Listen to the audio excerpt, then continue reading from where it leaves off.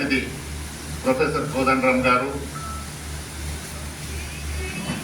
తెలంగాణ ఉద్యమంలో సకల సమ్మెలో నాయకత్వం చేసిన మునీర్భాయ్ ప్రెస్ రిపోర్టర్ గారు, రవీందర్ గారు, ఐక్య వేదిక, తర్వాత ఉమా గణేశ్వరరావు గారు, వెటరన్ నీరెడ్డి రాజన్న గారు, ఏఎఫ్టీ నాయకులు, ఐఎఫ్టీ విశ్వనాథ్,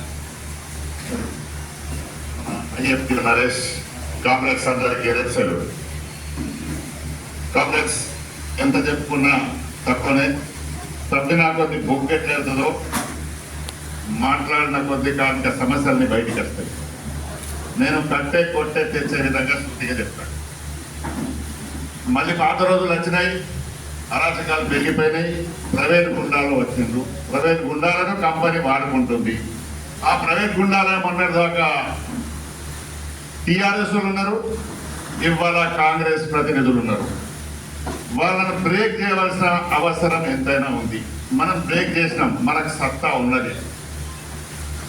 70 దశకంలో జాగీర్ మాదే అని ఏఐటీసీ ఐఎన్టీసీ ఇద్దరు ఉండేది. వాళ్ళిద్దరే దోపిడీ, గుండాయిజం, హఫ్తావారి జీతం ఉండే, వారం జీతం ఉండే, డాక్టర్ జీతం తీసుకొని వస్తా ఉంటే జేబులకి వెళ్ళి గుంజుకునేది. అది మళ్ళీ కొనసాగుతుంది, మొదలైంది. టీఆర్ఎస్ తోటి మొదలైంది, ఇంకా కంటిన్యూ అవుతుంది. మనం అందరం అనుకున్నాం మార్పు తీసుకురావాలి, మనం బండకేసి రాక్ కొట్టాలంటే కొట్టినాం, వాడు ఓడిపోయాడు. మళ్ళీ ఇంకోరు వచ్చినాక అందులో ఉన్న ముఖాల ఇల్లు ఉన్నాయి. వ్యక్తులు మారలే, జెండా మారింది, వ్యక్తులు వాళ్ళే దోపిడీ, దొంగతనం. అదే దానికి ఉదాహరణ ఇవాళ గోదావరి ఖండంలో నమ్ముకున్న పార్టీ నాయకులు నమ్మక ద్రోహం చేస్తూ ప్రైవేటు గుండాల్లాగా కార్పొరేటర్స్ మన కార్మికుల క్వార్టర్ ను కూలగొడతారట. నీ అయ్య జాగిరా, నీ అవ్వ జాగిరా, నువ్వు ఎవరు అని అడగవలసిన బాధ్యత మన పైన ఉన్నది. మనం అడుగుతలేము. అభివృద్ధి పేరు అభివృద్ధి అంటే ఏంటిది?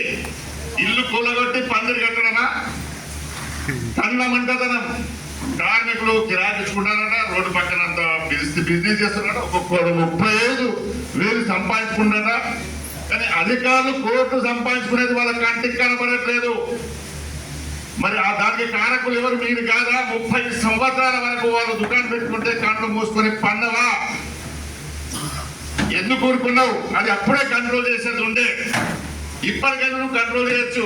నీకు ఇచ్చిన క్వార్టర్ ఉండడానికి ఇచ్చినాం, నువ్వు బిజినెస్ చేస్తున్నావు కాబట్టి నువ్వు తప్పు చేస్తున్నావు. స్టాండింగ్ ఆర్డర్ ప్రకారంగా నువ్వు ఇది విరమించుకోకపోతే నువ్వు ట్రాన్స్ఫర్ చేస్తామని చెప్పాలి. అట్లా చెప్పకుండా ఎంత బిజినెస్ చేసుకుంటారు, పోయి అభివృద్ధి చేద్దాం, గోదావరికని అభివృద్ధి చేస్తారంటే ఏం చేస్తావో? 35,000 మంది కార్మికులు ఉన్నప్పుడు గోదావరి ఖని మార్కెట్ ఎట్లా ఉంది? ఇవాళ 12,000 మంది కార్మికులు రామగుండంలో రీజన్ ఉన్నారు. మార్కెట్ ఎక్కడ ఉంటుంది?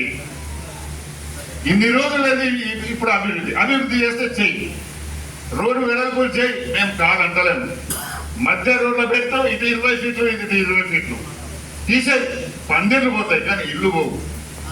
నేను నిలదీసి అడిగిన తర్వాత అభివృద్ధి అంటే అది కాదు, పోయి వాళ్ళు కిరాయికి ఇచ్చుకున్నారు. కోటలు అన్ని కూడా ఇక్కడ నుండి 30 కోటలు, 3 లైన్లు, అటు 3 లైన్లు, అటు 4 లైన్లు, ఇట్లా అన్నది. దాదాపు 2,200 మంది కార్మికుల కుటుంబాలను బజార్ల పడేసే కార్యక్రమం ఈ 15 రోజుల నుండి నడుస్తుంది.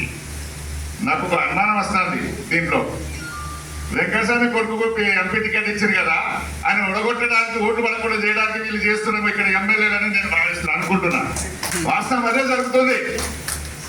కాంగ్రెస్ పార్టీలో కాంగ్రెస్ ఓడగొట్టడానికి కాంగ్రెస్ వేరు ఉండదు, కాంగ్రెస్ కూడా తయారైంది ఇక్కడ.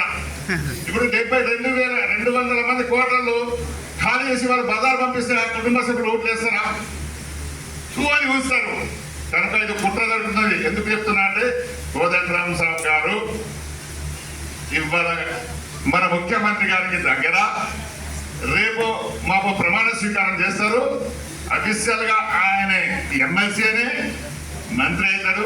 ఇటువంటి అరాచకాలు జరగకుండా చూడవలసిన బాధ్యత కోదండరామ్ స్వామి గారికి అప్పచెప్పడం జరుగుతుంది. ఇంకో విషయం చెప్పినాం, పాత రోజుల్లో వాళ్ళు ఇద్దరే జాగ్రత్త, వాళ్ళకి వ్యతిరేకంగా మనం పోరాటం చేసాం. విప్లవ కార్మిక సంఘాలతో హెచ్ఎంఎస్ కలిసి ఉన్నది. ఏ పొలిటికల్ ట్రేడ్ యూనియన్ నాయకుల మీద కేసు పెట్టలే. విప్లవ కార్మిక సంఘాలతో చేయగలిపిండు. రియాజుగా హెచ్చరికల సంఘటన చూద్దామని నా కార్యకర్తను శ్రీకాశతో సంబంధాలు ఉన్నాయి. 72 మంది కార్యకర్తలు తుప్పు రోకలు పట్టి కొట్టినా కూడా మనం భయపడలే పోరాటం చేసినాం. మొన్న చెప్పిన 99 రోజుల సమ్మె చేసిన కార్మిక సమస్యల మీద. ఇదే గోదావరి కోల్కతాల సమస్య పనిభారం పెంచాలని దానికి సమ్మె చేసినాం, సాధించినాం. మంగుసీల్లో వాళ్ళే చేయాలి, వేరే చేయాలంటే కొత్త వాళ్ళని పెట్టాలని చేస్తే అండ చేసినాం. వ్యతిరేకంగా కార్మికులకు వ్యతిరేకంగా ఏ పని చేసినా చేసినాం. ఇంకోటి కార్పొరేట్ మీరు మేధావులు, మీరు మీ అందరికి బాగా తెలుసు. మేము అంటున్నాం సొంత ఇంటి పథకం. సొంత ఇంటి పథకం ఏ ప్రభుత్వం మనకి ఇవ్వలే. సొంత ఇంటి పథకం సింగరేణి వ్యాప్తంగా కార్మిక సంఘ విప్లవ కార్మిక సంఘాలు హెచ్ఎన్ఎస్ కలిసి మేమే కబ్జా చేసుకున్నాం, సొంత ఇల్లు కట్టుకున్నాం.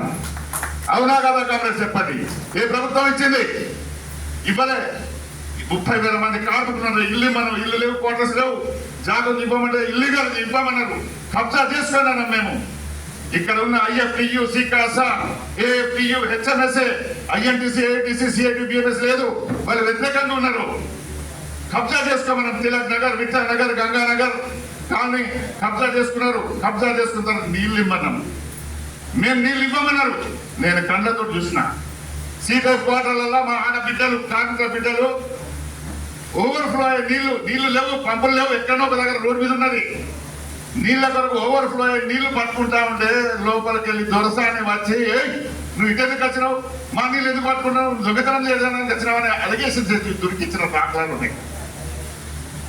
అప్పుడు మేమందరం అనుకున్నాం బ్యాంక్ నీళ్ళు ఇస్తావా లేదా మేనేజ్మెంట్ అడిగినాం. ఇవ్వకపోతే ఆనాడు ఎవరు పోలీసు వాళ్ళు Rajjabali CI, Chowdary CI, Prakash Reddy CI